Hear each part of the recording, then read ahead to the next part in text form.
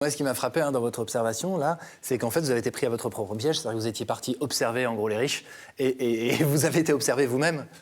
C'est ça? Enfin, c'est ce que vous avez ressenti? Oui, moi j'ai une petite anecdote à ce sujet-là. Ouais. On faisait une observation sur une terrasse de café près de la rue Royale, dans le 8e arrondissement. Et on a deux dames qui sont proches de nous, qui nous interpellent et qui nous demandent qu'est-ce que vous êtes en train de faire. Donc on l'explique, nous sommes en sociologie, on enquête sur ce quartier-là. Ensuite, on discute un petit peu et ces deux femmes commandent un millefeuille à 14 €, je tiens à préciser. Et elles proposent de le partager avec nous. Donc nous, on est assez gênés. C'est gentil, quoi. C'est gentil, mais très intrusif. On dit non au début, on dit non, jusqu'à ce qu'elles prennent la soucoupe de notre café.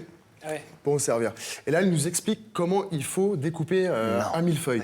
Il faut l'allonger sur le côté pour pouvoir le découper. Et là, elle précise, vous vivez un moment unique de partage. Voyez comme les bourgeoises savent vivre. Oui, et c'est marrant, c'est que les bourgeoises, c'est-à-dire qu'elles se représentent elles-mêmes comme une bourgeoise. Alors, je pense que c'est la première fois dans l'expérience qu'un bourgeois se décrit comme tel. C'est la bourgeoise qui va éduquer le petit prolo aux bonnes manières. Alors, il y a plein d'autres observations intéressantes, François. En gros, ce qui nous a frappé aussi, c'est plus de caméras de surveillance et moins de toilettes publiques. C'est ça, François? Oui, c'est ça, oui, parce qu'en fait, c'est vraiment une étude. C'est-à-dire que vous vous amusez aussi à compter le nombre de caméras et donc le nombre de toilettes. Et vous vous êtes rendu compte que donc, dans le 8e arrondissement, il n'y a pas de toilettes publiques. L'idée, bien sûr, c'est de repousser ce public qui pourrait être un peu parasite, de SDF, par exemple, qui pourrait squatter ces endroits-là. C'est des quartiers qu'il faut protéger et on les protège justement avec ces caméras de surveillance. Vous en avez compté combien, je crois? J'ai pas les chiffres, mais c'était c'est assez au moins énorme. 69, Et je crois qu'il y avait. Ouais. dispositif policier aussi assez énorme. Voilà. Les sanisettes, c'était fonctionnel. On les a comptés parce qu'on avait besoin d'y aller. Donc voilà. Donc ça fait partie des observations, puisque cette étude, elle est en 3 temps, observation, questionnaire et aussi des entretiens. Des entretiens, oui. Voilà. Et alors vous ça, avez c'est chacun hyper intéressant. rencontré. Ouais. Racontez-nous vos entretiens chacun, là, parce que c'est assez drôle, quoi. Au point où ça a même été agressif, justement, pour l'une d'entre vous qui s'est fait arracher son questionnaire, c'est ça? Par une élue, ouais. Alors elle lui a dit, moi je vais répondre aux questions qui m'intéressent. C'est très politique, ça. On en a une autre, on lui a dit, oui, vos questions... C'est qui cette élue? Tu peux nous donner son nom? Non, c'est une élue du 8e UMP.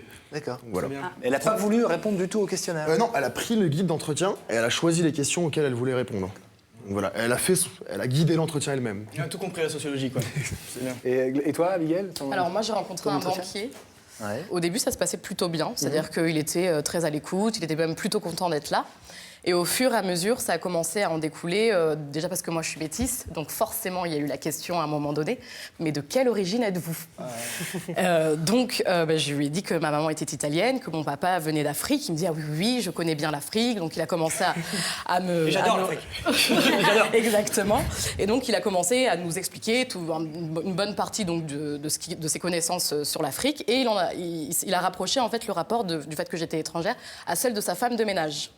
Donc, donc, en me disant, mais oui, justement, ça me fait penser, vous êtes des sociologues, vous venez un peu de partout, etc. Et moi, justement, il y a très récemment, ma femme de ménage qui, elle, m'a dit qu'elle aimait l'art en ce moment. Et j'étais très contente, parce que comme ça l'occupe. Donc voilà, il y avait pas mal de petites phrases comme ça qui étaient assez... Je crois que l'élu, d'ailleurs, dit à un moment donné, j'ai une femme de ménage comme tout le monde. Ouais, on demande, est-ce que vous avez une femme de ménage? Oui. C'est ça, et pour une responsable politique, en plus. C'est ça qui est Et intéressant. ça montre bien qu'ils sont déconnectés de nos réalités, en tout cas. Complètement.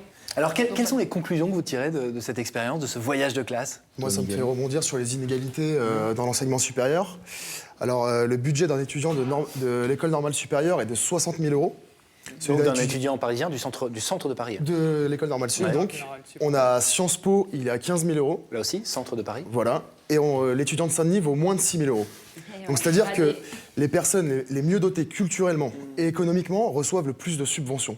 C'est-à-dire que l'État est responsable de la reproduction sociale de ces élites et in fine de la reproduction des inégalités des autres. Et puis c'est ce que montre aussi votre truc, c'est qu'en fait on arrive à quelque chose qui est plus dans le... On parlait tout à l'heure aussi des gens qui sont racistes sans le vouloir. Pour moi, l'immense majorité des racistes le savent pas en fait. On n'est plus dans une époque où les gens ils tapent du poing sur la table, il y en a marre des Arabes, il y en a.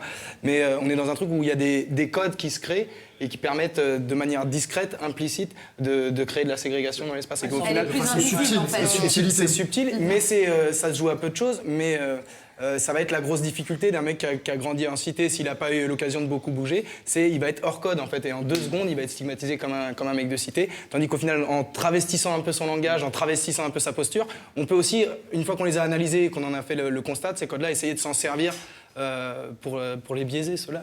Alors, vous parlez tout à l'heure de fractures, d'inégalités. On va juste faire un point sur justement ces inégalités. Oui. D'un point de vue économique, on en est où en France? Contrairement à ce qu'on peut lire parfois dans la presse de droite, entre autres, on pense qu'il y a moins d'inégalités, en fait, et l'inégalité s'accroît. C'est-à-dire que l'écart se creuse entre ceux qui sont dans les quartiers les plus populaires, ce qu'on appelle les ZUS, les zones urbaines sensibles, et par exemple les agglomérations qui abritent ces zones urbaines sensibles. Donc en gros, l'écart se creuse, c'est-à-dire que les pauvres deviennent de plus en plus pauvres. Les riches de plus en plus riches. Et les riches en de plus en France. plus riches. Oui, ça c'est en France. Et donc on en est certain, c'est l'écart qui s'accroît. C'était une étude qui a été menée par le Commissariat général à l'égalité des territoires. Donc ça c'est pour la France. Si on prend un peu de recul, on peut parler du monde. Et là je pense que vous avez peut-être tous en tête les chiffres d'Oxfam qui sont sortis donc il y a quelques jours, lundi. Donc 1% de la population mondiale possède 48% du patrimoine. Ça, c'est aujourd'hui, en 2014. En 2009, c'était 44%. Alors même si les chiffres d'Oxfam sont contestés, sur certaines études, on se rend compte que les inégalités s'accroissent fortement. On va essayer de reprendre espoir quand même.